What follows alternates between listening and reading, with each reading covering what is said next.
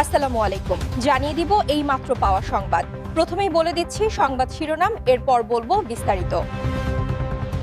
পুরো বিশ্ব আজ এক হাড় হিম করার সাহসী ঘোষণার সাক্ষী।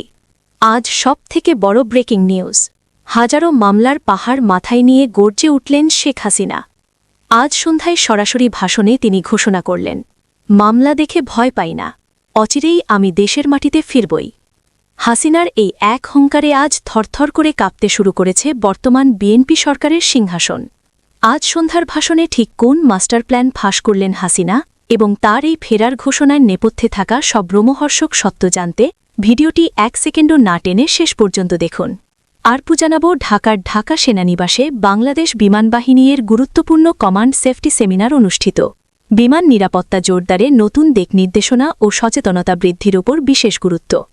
এতক্ষণ শুনছিলেন শিরোনাম, এখন বলবো বিস্তারিত। তাই ভিডিওটিতে একটি লাইক দিয়ে চ্যানেলটা সাবস্ক্রাইব করে সম্পূর্ণ ভিডিওটা মনোযোগ দিয়ে দেখতে থাকুন। শেখ হাসিনা স্পষ্ট জানিয়েছেন যে তার বিরুদ্ধে দায়ের করা শত শত মামলা আসলে রাজনৈতিক প্রতিহিংসা ছাড়া আর কিছুই নয়। তিনি দাবি করেছেন, এই মিথ্যা মামলা দিয়ে তাকে বাংলার মাটি থেকে দূরে রাখা যাবে না। হাসিনার এই দেশে ফেরার ঘোষণা পাওয়ার পর থেকেই প্রশাসনের রন্ধ্রে রন্ধ্রে চরম অস্থিরতা ছড়িয়ে পড়েছে। শোনা যাচ্ছে, এই ভাষণের পরপরই আওয়ামী লীগের তৃণমূল নেতাকর্মীরা নতুন এক উদ্দীপনা পেয়েছেন এবং তারা ঢাকামুখী বড় ধরনের আন্দোলনের প্রস্তুতি নিচ্ছেন। সিংহাসন হারানোর ভয়ে বর্তমান সরকারের নীতি নির্ধারকরা এখন দফায় দফায় জরুরি বৈঠক করছেন।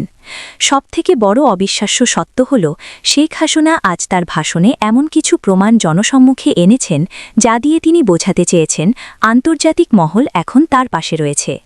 নথিপত্র বলছে, গত কয়েক মাসে পর্দার আড়ালে যে বিশাল রাজনৈতিক মেরুকরণ হয়েছে, হাসিনা আজ তার সব রহস্য উন্মোচন করেছেন।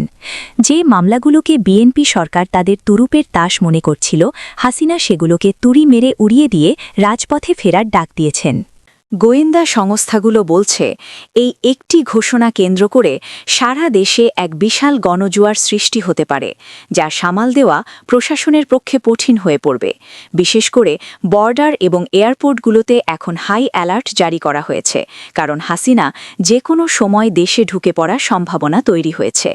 রাজনীতির অন্দরমহলে কান পাতলে শোনা যাচ্ছে, শেখ হাসিনার আজকের এই মারমুখী অবস্থানের পেছনে বড় কোনো পরাশক্তির ইন্ধন রয়েছে। দিল্লি থেকে শুরু করে বড় বড় প্রভাবশালী দেশগুলো এখন হাসিনার এই ঘোষণার পরবর্তী ফলাফল দেখার জন্য গভীর নজর রাখছে। সাধারণ মানুষ আজ টিভির পর্দা আর সোশ্যাল মিডিয়ায় এই ভাষণ শুনে স্তব্ধ হয়ে গেছে, কারণ তারা মনে করছে হাসিনার এই জেদ দেশের আগামী রাজনীতিকে এক চূড়ান্ত যুদ্ধের দিকে ঠেলে দিতে পারে।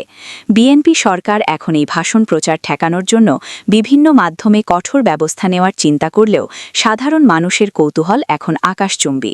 বর্তমানে সারা দেশে এক ভয়াবহ হাহাকার আর চরম উত্তেজনা বিরাজ করছে এবং শেখ হাসিনার সে দেশে ফিরবই কথাটি নিয়ে চলছে চুলচেরা বিশ্লেষণ।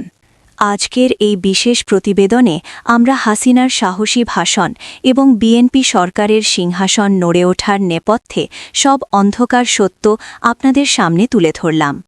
পরিস্থিতি এখন যেদিকে মোড় নিচ্ছে, তাতে মনে হচ্ছে আজ সন্ধ্যার পর রাজপথে এক বিশাল রাজনৈতিক অগ্নিকাণ্ড ঘটতে যাচ্ছে, যা সব হিসাব নিকাশ এক নিমিষেই ওলটপালট করে দেবে। আপনারা কি মনে করেন, শেখ হাসিনার এই ফেরা কি সত্যিই সম্ভব, আর বিএনপি সরকার কি পারবে এই ধাক্কা সামলাতে? আপনাদের মূল্যবান মতামত নিজের কমেন্ট বক্সে অবশ্যই লিখুন।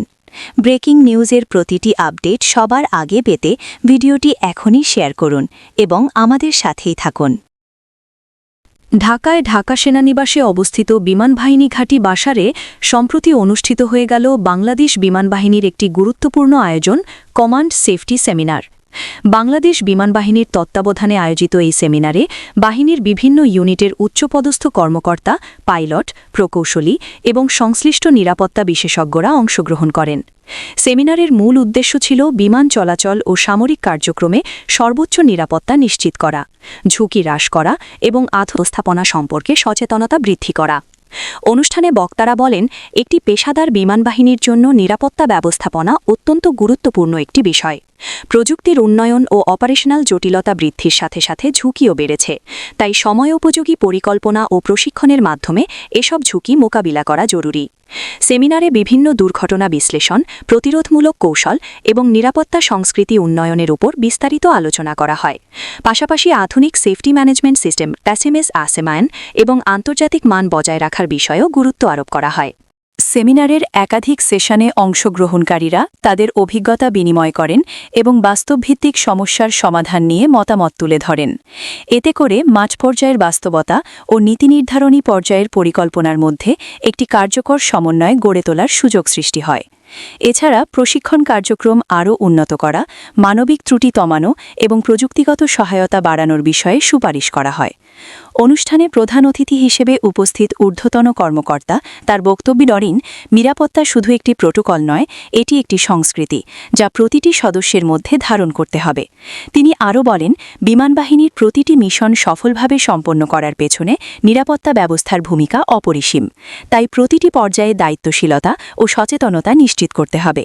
সেমিনারটি বাংলাদেশ বিমানবাহিনীর চলমান আধুনিকায়ন প্রক্রিয়ার অংশ হিসেবে বিবেচিত হচ্ছে।